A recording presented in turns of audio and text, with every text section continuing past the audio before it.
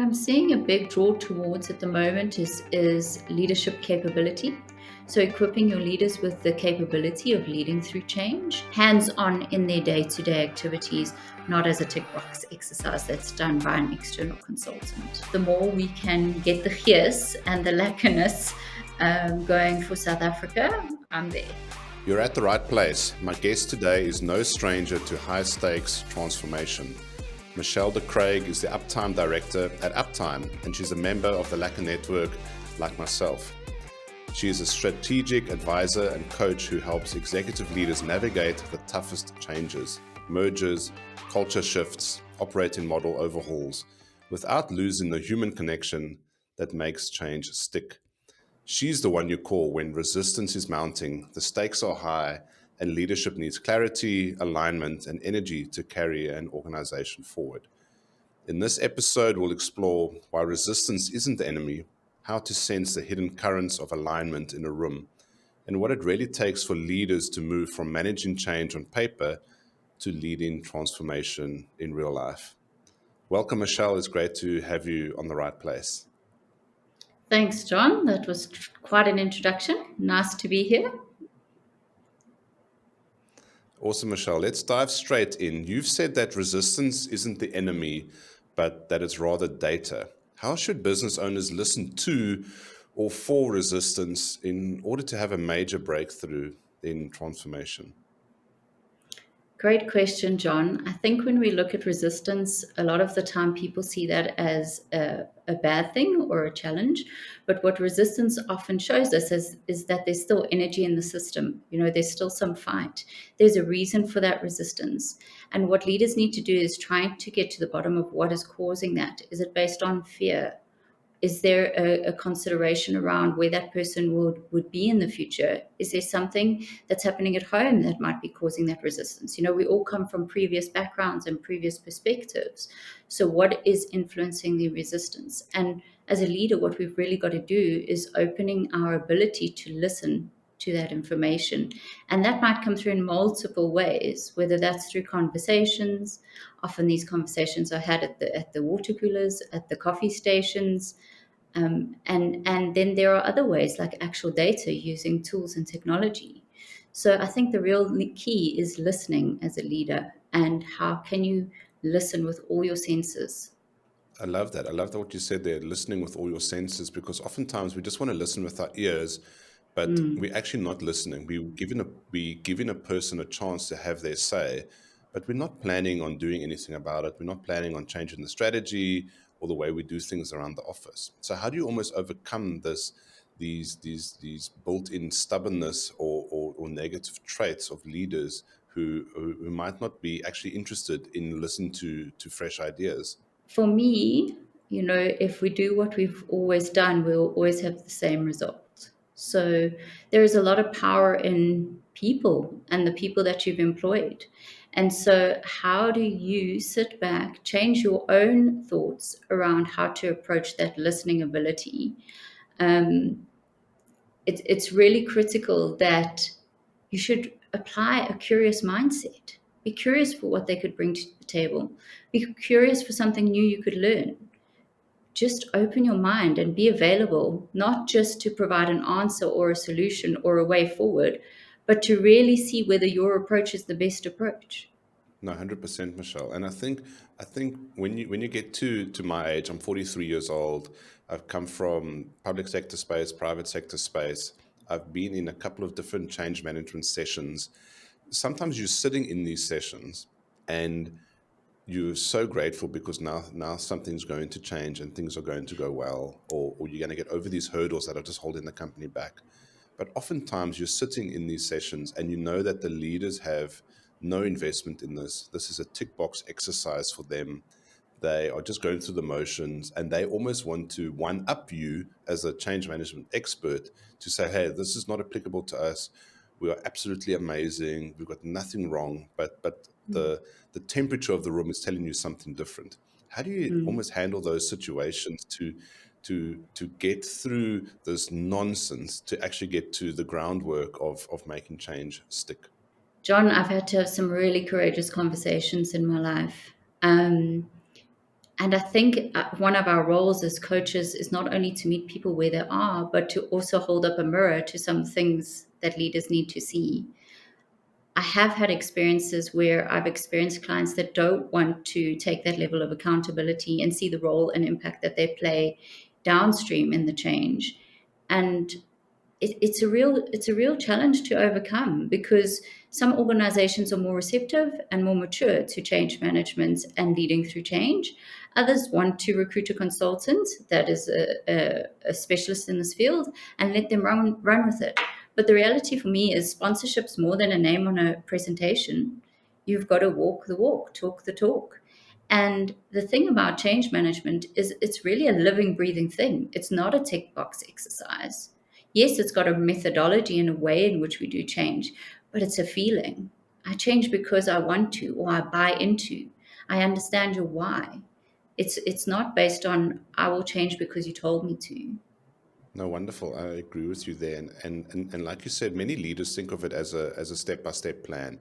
We're going to do this, and then tomorrow we're going to do that. But like you said, you've alluded to the feeling thereof. You need to almost get to this emotional maturity part where key decisions can happen, where you can have these crucial conversations, and where leaders can actually have a moment of reflection, say, hey guys, we're actually not getting everything right, or the change that we want to implement is critical to the survival of our company or to the success of our new product.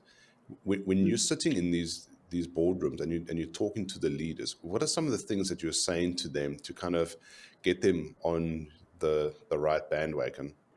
I think it's about number one, holding space and allowing them feel safe to be authentic to who they are. Often leaders, in my experience, aren't quite, don't sit quite comfortably in the idea of being vulnerable and in saying, I don't know all the answers at this point. So actually what we're seeing is that leaders are also coming from a place of fear. They're also coming from a space of ego. And so, how do we hold space for them to shift out of that into it's okay for us to do this together, and it's okay for you not to have everything right. But the only way we're going to move from this is if we do something differently. And what does that look like? But more importantly for me is what does that feel like? Because that's what starts to drive the culture. No, 100%. And I think one of the best things a leader can do is say that they don't know. If they don't know what to do next, or they don't know how to handle a situation, or they don't know what's around the corner, they need to take the pressure off themselves of having everything figured out. And they can be Yeah. vulnerable and say, look, guys, I don't know how to do this. I didn't study this. I haven't trained this. I've never looked into this. We need help. I'm all ears. And I think that can just drop the temperature of the room to a degree where people can collaborate, where they can work, where they can share ideas. It becomes a safe space, like you alluded to. Have you seen that in practice? I have definitely seen that in practice. You're just reminding me of an experience I've had where we talk about moving from being resilient leaders to being receptive leaders. And in the workshop that I was involved in, they actually used the South African film My Octopus Teacher. I'm not sure if you're familiar with it. Um, and the analogy was, if you look at the way an octopus performs, it transforms itself based on its environment. And it's picking up all of that information by using its tentacles, right? So, how do we as leaders get our tentacles, in inverted commas, into the organization? And what are those feelers that you can put out to move into a space where you stop becoming a resilient leader and start becoming a receptive one? Because change is constant in today's world. We're seeing so much coming through in the tech space. And with that coming in a new set of generation with a whole new set of behavior, how do we lead that next generation? What does that look like? And so I think for me, the thing is that concept of moving from a space of being really resilient to being really receptive. No, I love that. I think that's a great example. And now you also work with leaders in moments of massive change. So it's not just small change or cultural shifts. You're dealing with leaders in big change, M&A, culture transformation, tech rollouts, opening new divisions, or expanding overseas. Where do you see most leadership teams misreading the room when they're going through these moments of big change? I think often perspective, I think, is a really big one for me.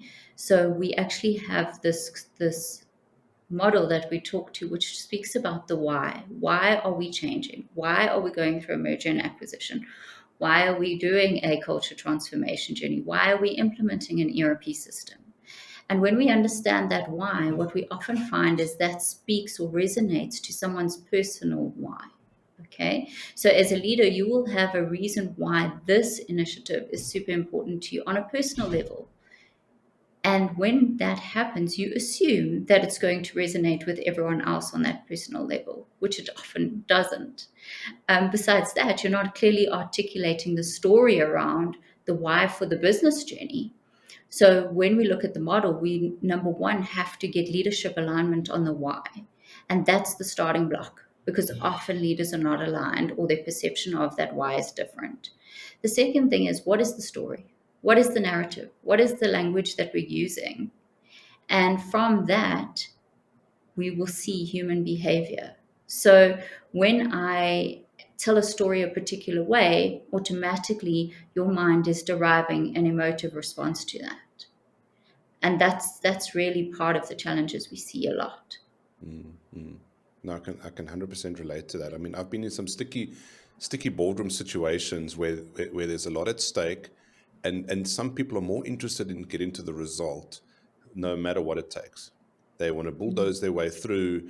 They it's their way or the highway. It's their idea or it's their pet project, and that can really cause foundational cracks to form in a company, and it can cause good people to leave. It can definitely demotivate certain people.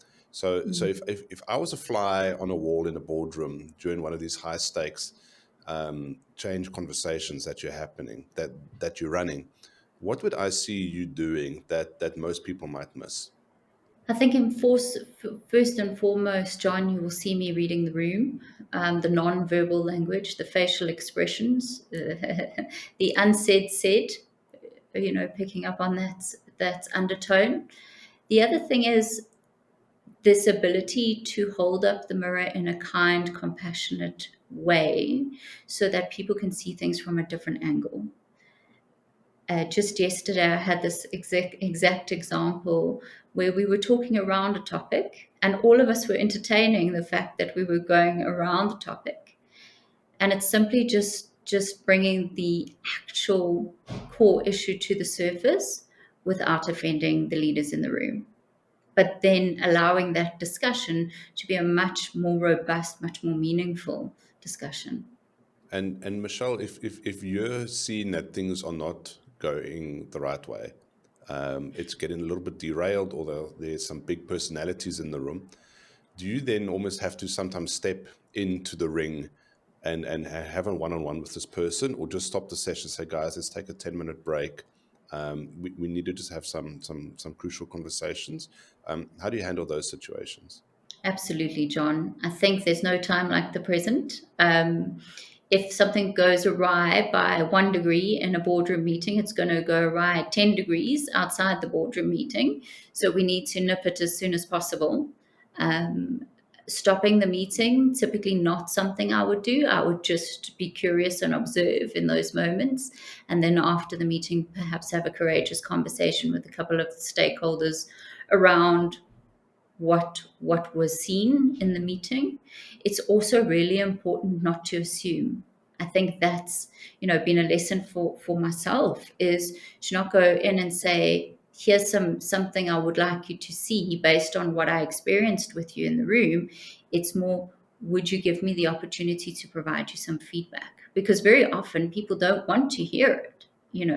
So even that conversation, to open it up, needs to be in a way that that individual can trust you, and you can almost become a confidant for that leader. Mm, mm. No, I love that. That's so important. And I work a lot with introverts, quiet people, helping them to connect the dots and stand up for their business and their role in this world. Now, when you're in these boardroom or these training sessions or these change management sessions, you don't have to invite the extroverts to talk. They're going to start talking. They're going to tell you exactly what the problem is, even though it's completely wrong. how do you make space for the introverts and include them and kind of almost unlock the value that they can give and bring to the table? Because oftentimes people will be overwhelmed or they're too scared of saying the wrong thing. And an introvert is sometimes one of the best people to talk to because they've been observing the chaos in the background or seeing where things have gone awry, or they've got a strong opinion on something, but they're just too shy to raise it. So tell me about working with introverts in these sessions. I don't think there's a one size fits all approach to addressing things with an introvert. I think it is about understanding where that individual is at, what works for them, what doesn't work for them.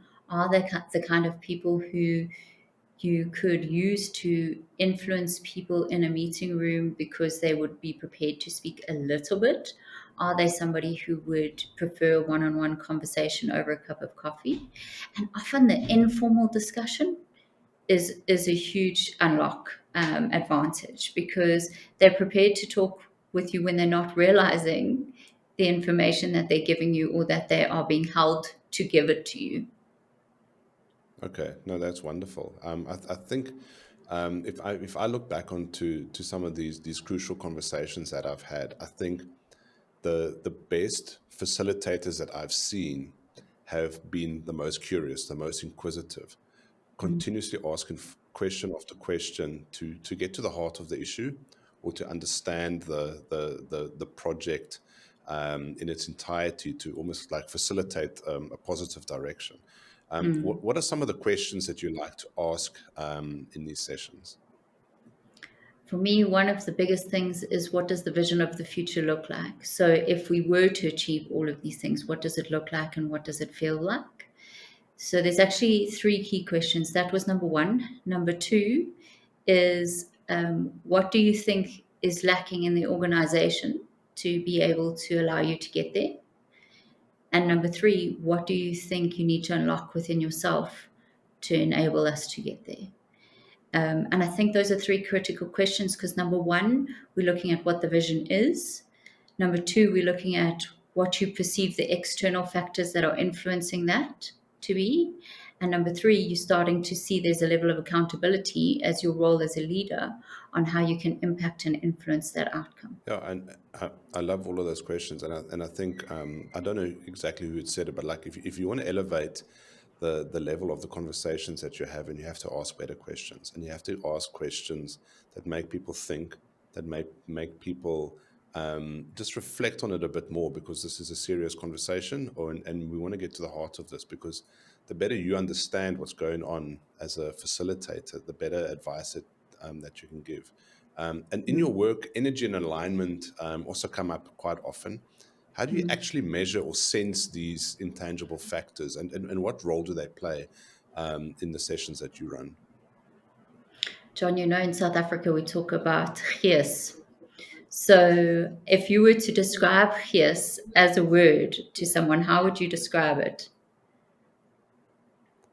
Oh my word. Gees is just that warm, fuzzy, lack of feeling that you have about a topic or a team or something that's happening.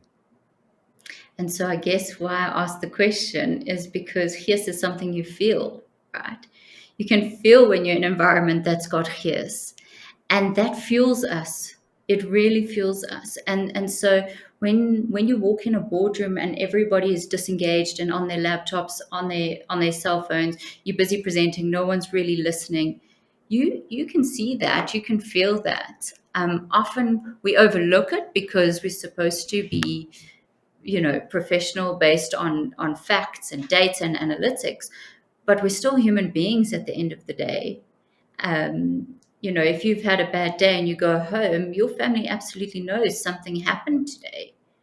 They might not know what, but they know you're not your normal self. And so when we start to look at that energy, it really is about the feeling that's in that environment. And then in terms of the alignment, because you get energy centers and you get people that are high energy, you get the energy around the product or the service or in the company. How do we start aligning that we're all pulling in the same direction, that we are there for the same reason? Are there any like tips or tricks that you use? For me, it goes back to that why and why that why resonates.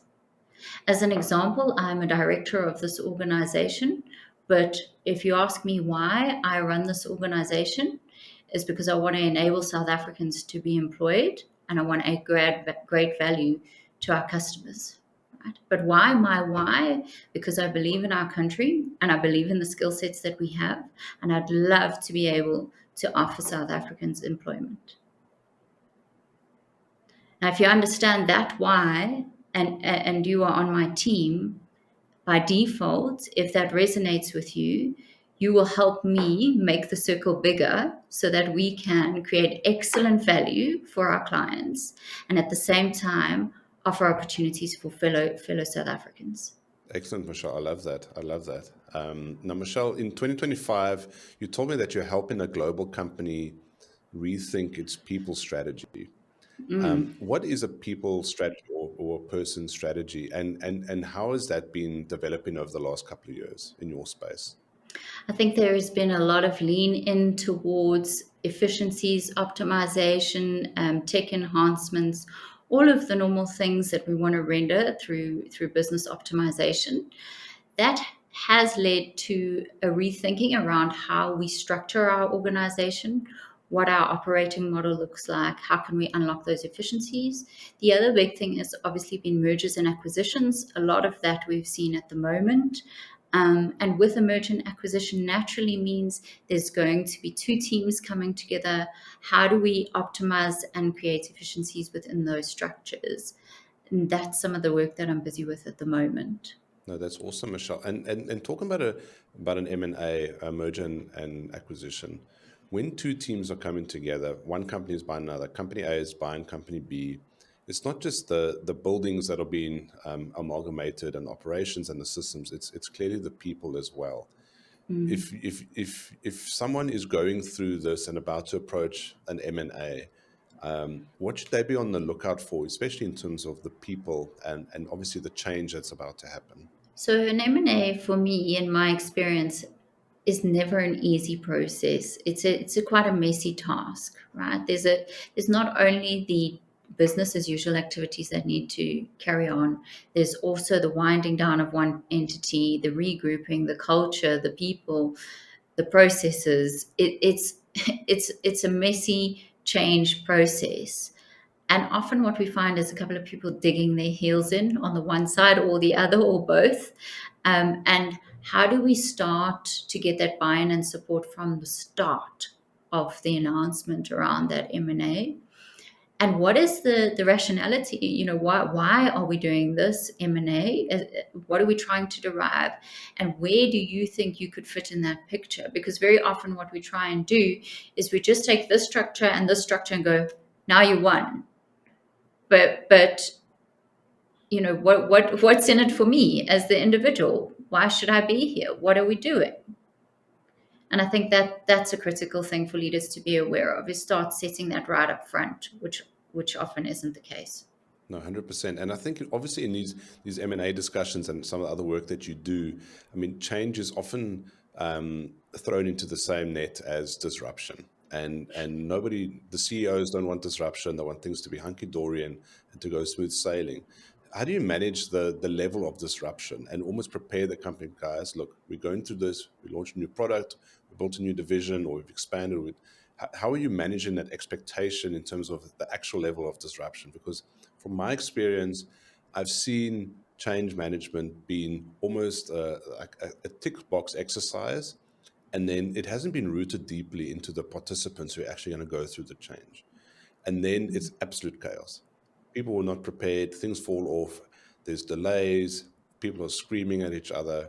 So how do you actually manage that expectation in terms of the actual level of disruption to the normal day to day? Yeah, maybe just share a bit more about that.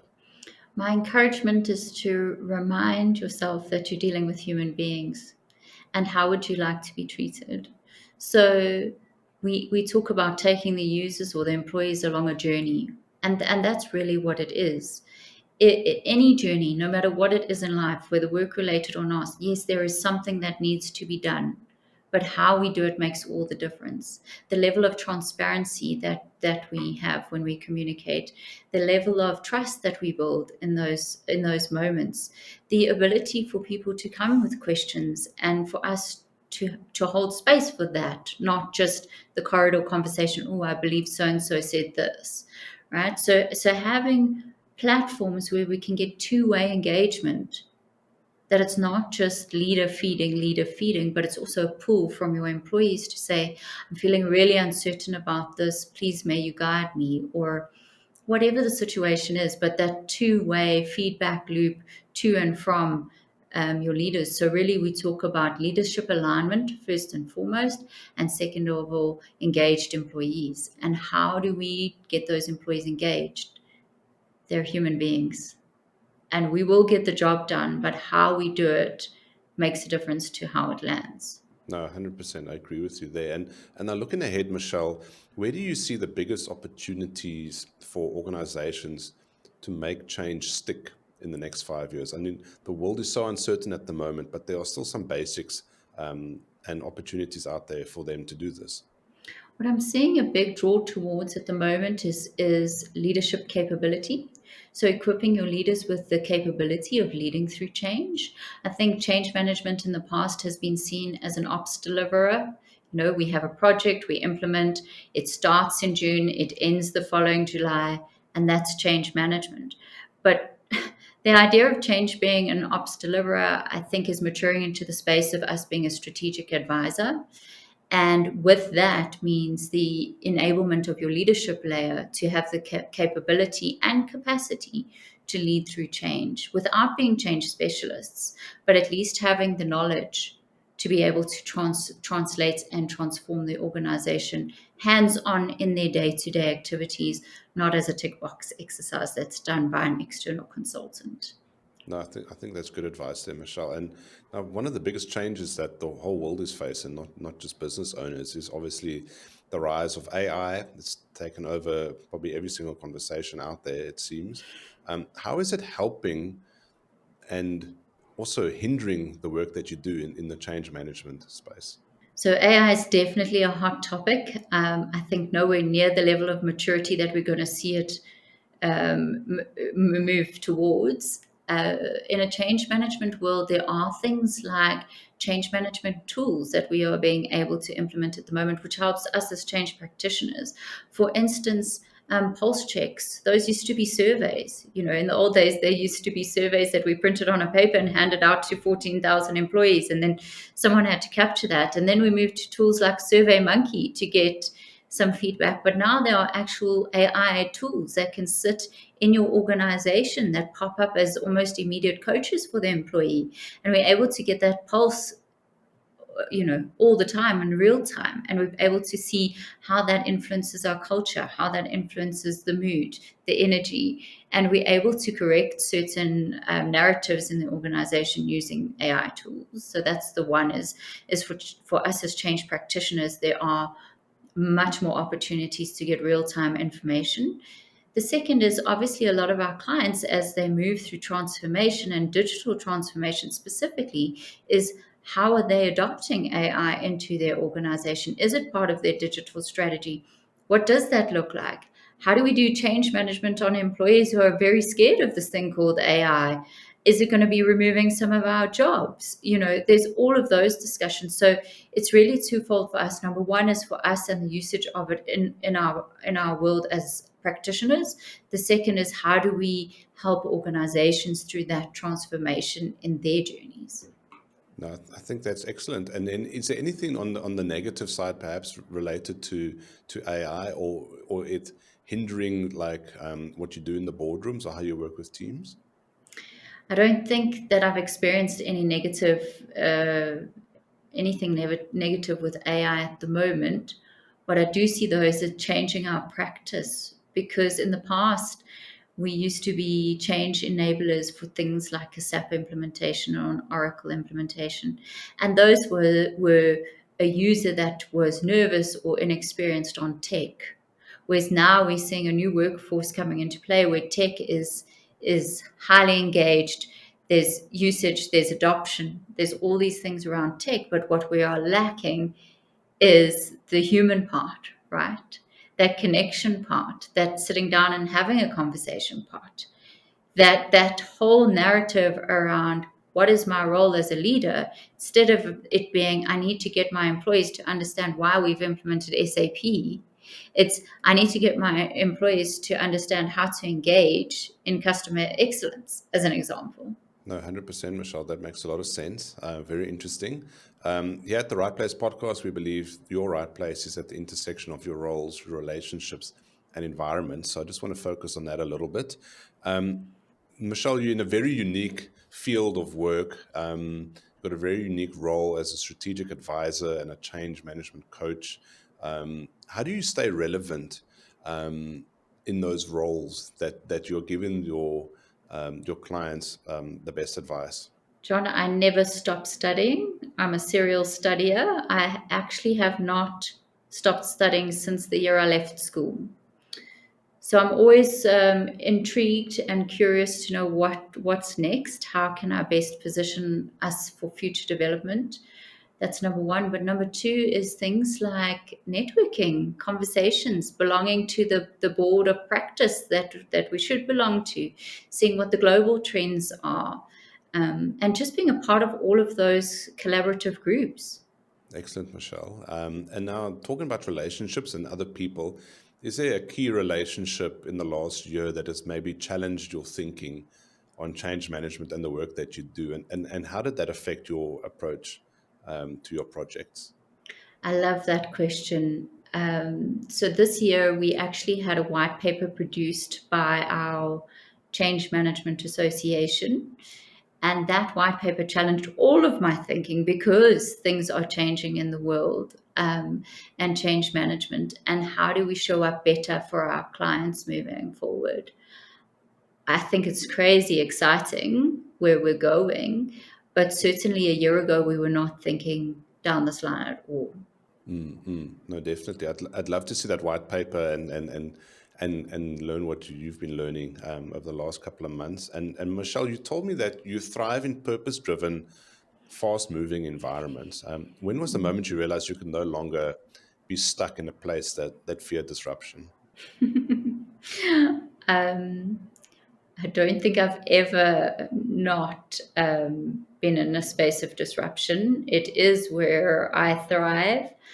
I was part of a corporate company up until the age of 22, and then decided to go on my own as an independent consultant, which was quite a risky move at the time.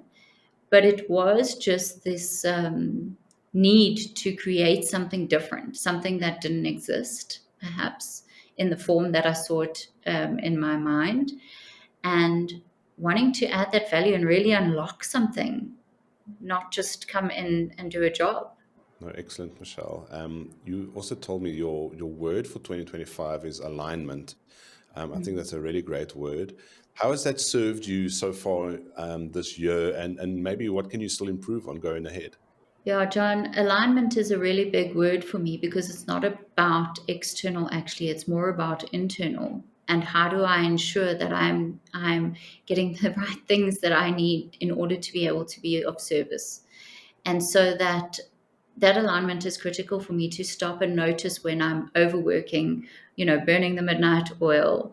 Because whilst it's so wonderful to be able to see the light bulb moments in our clients, and it's so wonderful to be able to add value, we also need to fill our cup. And I need to make time and space to do that for myself, whether that is in the form of my exercise or meditation or any of those things. It definitely brings me into alignment, and that allows me to better serve. And I agree with you. Alignment's very important for me as well because I think if you've got alignment, you can activate clarity. And if you've got clarity, clarity is power. Mm, You know why you exist. You know the purpose of your company. You know mm, how to approach certain situations, mm, and it just serves you for a lifetime. And I think one good thing can lead to another good thing. You meet the right people, you align with the right people, and things just like flow seamlessly together to serve your purpose, serve your company, and serve your other interests there. So I think alignment is really good. But like you said, it requires that homework, that exercise and meditation, that intentional time away from the madness of work to just come back to yourself, to center yourself. Yeah, so I'm a big fan of that as well. And I think find what feels good. Play. As adults, we forgot to play, whatever that means to you. Um, if it means time doing gym, if it means time going out with your friends, if it means time going for a hike, do those things that make you feel good. Yeah, 100%. I agree with you there. Michelle, we always ask this question on the Right Place podcast, so I hope you don't mind me asking it to you. Michelle, where is your right place in 2025? Nice question, John. My right place. My right place would be exactly where I am, which is in the boardrooms, making a difference and acting as that strategic advisor to leaders. Excellent. So you've already met your right place. You're enjoying it. You're thriving in your right place. If someone is not quite in their right place, what would be your best advice to just get them back on the path and have them be as happy as you are in your right place? I think instinctively we know the truth, and often we disguise what we believe, or maybe not disguise, but we subscribe to something else because we think people want us to be that thing, whatever that thing might be. And my advice would be you already know the truth. Align with what feels good and follow your heart, because it will take you to where you need to be. There is no need to be anything you're not. Exactly, exactly. I love that. Thank you, Michelle. Michelle, lastly, last question for the podcast today. You're a member of the Lekker Network, like myself. Tell me why you joined and what has been your experience so far. So the Lekker Network. I'd actually seen the Lekker Network come about, just shy of a year ago, through a friend of mine, and he had joined as a member, and I was so excited to see that South Africans were pulling together. For me, it was a no-brainer. I'm one of six siblings. I'm the only one who's never immigrated out of South Africa. And so it was really about how can we bring South Africans home, and how can we, if they're not going to come home, how can we, encourage and engage with further opportunities, and how can we help each other out, irrelevant of the fact that we're sitting in different countries. I'm pleased to say that since then, I only have one sibling still remaining overseas, but nonetheless, the more we can get the gees and the lekkerness going for South Africa, I'm there. Excellent, Michelle. And in your work as change management, I mean, obviously South Africa's gone through so many changes. Business owners are really trying their absolute best to overcome everything that the government's thrown against them, and the economic situation and Donald Trump and things like that. What would be your message to a South African business owner who is maybe sitting on the fence in terms of joining the Lekker network, or just pushing a little bit harder to get things moving in their direction? Yeah, I think the philosophy of the Lekker Network is how can I help you? And for me, it would be how can we help you? What do you need? What can we unlock for you? What opportunities can we create for you? Because once that person realizes that they're not alone and they don't have to do this in isolation, there's a whole network of people that is there supporting them. Then I think by nature they would want to partake in the Lekker Network. Wonderful. I love that. And I really encourage people to check out the lekkerNetwork.com, and you'll get a lot of information, and you'll meet some wonderful people like Michelle. Michelle, it's been amazing talking to you today. I learned a ton from you. Thank you so much for your insightful answers. If people want to connect with you, learn more about Uptime, where's the best place to do that? The best place to get hold of us would be on LinkedIn. Either you can look us up as Uptime, or obviously you can just DM me directly on LinkedIn. Excellent, Michelle. Ladies and gentlemen, this has been Michele de Kreek. Please connect with her. If you're struggling with change management or just want to know more, please reach out. Please also follow and subscribe to the Right Place podcast. Thank you very much, Michelle. Thank you for listening, and we will see you again next time at the Right Place. Cheers.